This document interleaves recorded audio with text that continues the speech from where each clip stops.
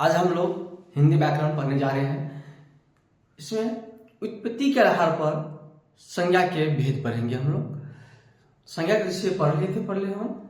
इसमें उत्पत्ति के आधार पर संज्ञा के 3 भेद होते हैं, रूढ़, यौगिक, योग रूढ़। शब्द के भी 3 भेद होते हैं, रूढ़, यौगिक, योग रूढ़। लेकिन यह संज्ञा है, संज्ञा और शब्द में थोड़ा थोड़ा सा अंतर है, लेकिन चीज वही सब है। हम लोग देखते हैं। तो व्युत्पत्ति के आधार पर संज्ञा के 3 भेद होते हैं, रूढ़, यौगिक, योग रूढ़। जैसे एक में हो गया रूढ़, रूढ़,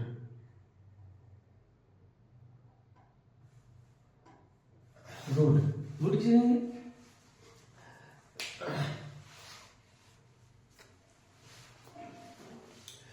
जिस संज्ञा के खंड का अर्थ हो, जिस संज्ञा के खंड का अर्थ हो उसे, जिस संज्ञा के खंड का अर्थ न हो उसे रूढ़ कहते हैं। जिसके खंड का अर्थ हो उसे यौगिक कहते हैं। जिसके खंड का अर्थ मूल शब्द से भिन्न हो उसे योग रूढ़ कहते हैं। बस एक शब्द में परिभाषा यदि हम याद करते हैं तो जिस संज्ञा के खंड का अर्थ न हो उसे रूढ़ कहते हैं। जिस संज्ञा के खंड का अर्थ हो उसे यौगिक कहते हैं। जिसका खंड का अर्थ कुछ बाहरी हो उसे योग रूढ़ कहते हैं। और यदि एक शब्द में याद करेंगे हम परिभाषा तो ऐसे कहेंगे, जिसका खंड का अर्थ हो, खंड का अर्थ हो रूढ़, खंड का अर्थ न हो रूढ़, खंड का अर्थ हो यौगिक, खंड का अर्थ बाहरी हो योग रूढ़। बस हो गया, इतना ही चाहिए। मेन कंसेप्ट समझिए और इसके बाद याद कीजिए। कंसेप्ट यदि समझ में आएगा तो आज याद कीजिएगा, कल भूल जाइएगा। इसलिए कंसेप्ट याद कीजिए और मूल चीज अपने से परिभाषा बनाना सीखिए। चलिए लिखते हैं। जिस संज्ञा के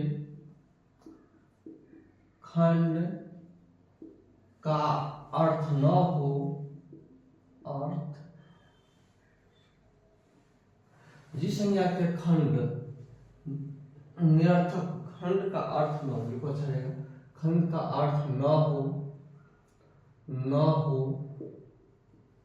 उसे रूढ़ कहते हैं। रूढ़ कहते हैं।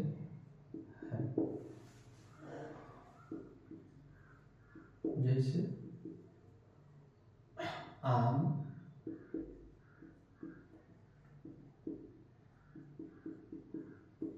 आम क्या हो गया?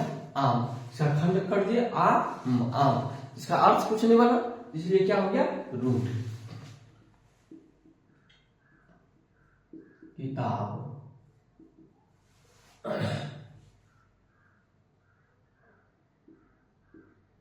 की प्लस ता प्लस खंड का अर्थ में हुआ, ये क्या हो गया?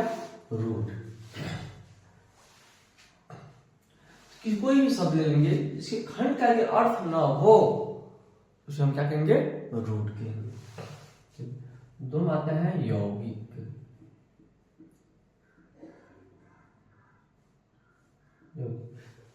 जिस संज्ञा के खंड का अर्थ न हो, इसमें जगह अर्थ हो।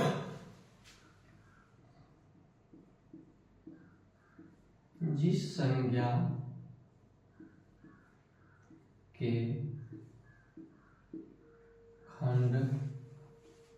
खंड का अर्थ हो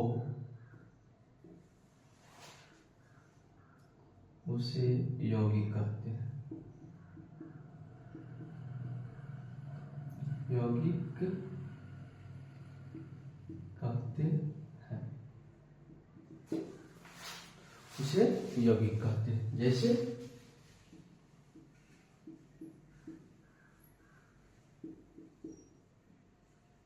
विद्यालय,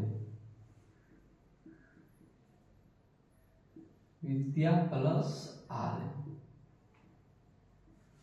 विद्या में शिक्षा,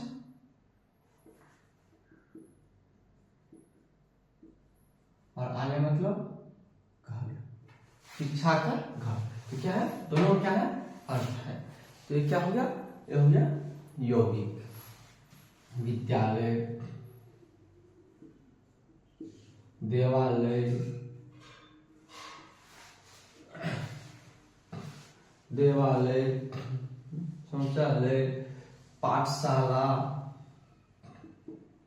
पाठशाला,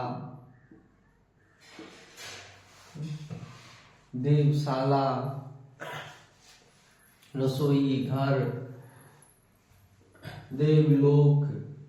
तो जिसके खंड करने के बाद इसका अर्थ अलग अलग अर्थ निकलेगा, इसे हम क्या कहेंगे, यौगिक। देवलोक, देवलोक इत्यादि इत्यादि। योग रूट,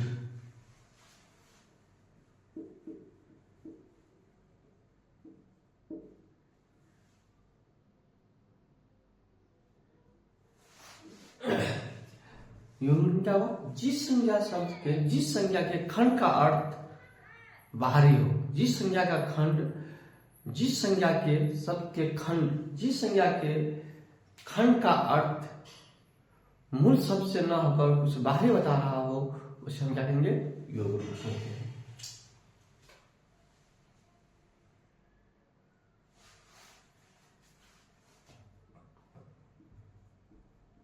जिस संज्ञा के खंड का अर्थ, खंड का अर्थ मूल से भिन्न हो, अर्थ जिस संज्ञा के खंड का अर्थ भिन्न हो, अर्थ भिन्न हो, भिन्न हो, उसे योग रूट कहते हैं। योग रूट कहते हैं। जैसे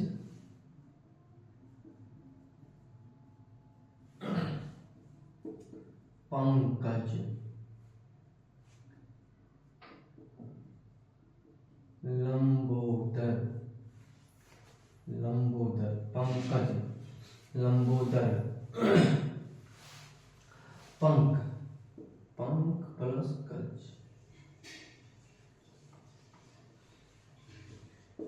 पंख प्लस पंख माने कीचड़,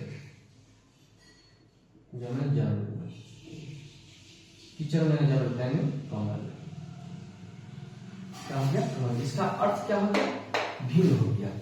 तो ये क्या हो गया, तो योग रूट। लंबा हो उधर जिसका, यानी लंबा प्लस उधर, उधर यानी गणेश, गणेश।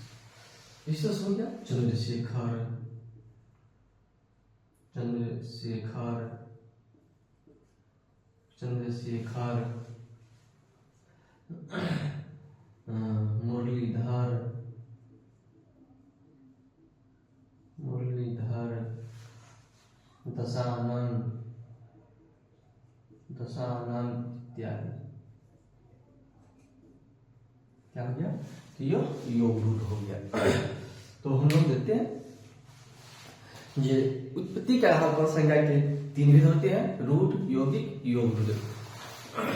जिस संज्ञा के शब्द, जिस संज्ञा के खंड का अर्थ न हो उसे रूट करते हैं, जिस संज्ञा के खंड का अर्थ हो उसे यौगिक कहते हैं, जिस संज्ञा के खंड का अर्थ भिन्न हो उसे योग रूट कहते हैं। तो इसको समझिए, पढ़िए, याद कीजिए। इसमें से खास करके योग रूट का कुछ एग्जाम्पल ऑब्जेक्टिव में पूछते हैं। Thank you.